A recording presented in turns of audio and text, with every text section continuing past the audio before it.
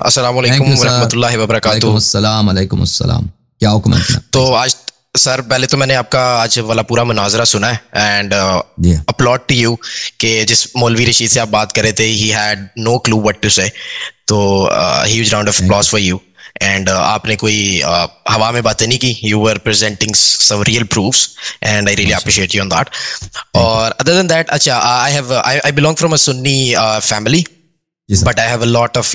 Shia friends. So actually I just need to talk to you about one thing, and that is basically کہ مولا علی علیہ السلام کی ایک حدیث ہے کہ جس میں مولا نبی علیہ السلام کی کہ مولا نے فرمایا کہ من کنت مولا فہذا علی مولا۔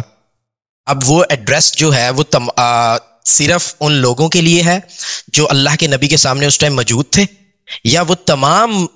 لوگ جو اللہ کے نبی سے پہلے بھی وہاں ہو گئے ان سب کے لیے ہے یہ؟ مطلب کہ انبیاء اور بنی اسرائیل اور تمام وہ لوگ؟ دیکھیں نبی صلی اللہ علیہ وسلم ان کا اپنا فرمان ہے، اعطیت جوامع الکلم، اللہ تعالیٰ نے مجھے جوامع الکلم، جامع کلام عطا فرمایا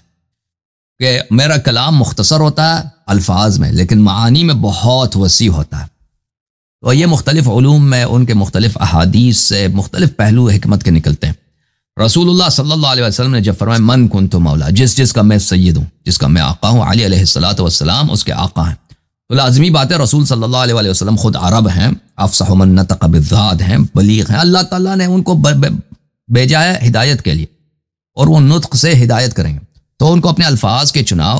اور الفاظ کے معانی کا پتہ ہے۔ جب وہ کہتے ہیں جس کا میں مولا ہوں، علی علیہ السلام اس کے مولا ہیں اور وہ خود کوئی استثناء نہیں کرتے، تو واضح بات ہے جس ہمیں تصدیق کرنا پڑے گا کہ جس کے وہ مولا اور سید ہیں، امیر المؤمنین علی علیہ السلام اس کے سید اور مولا ہیں،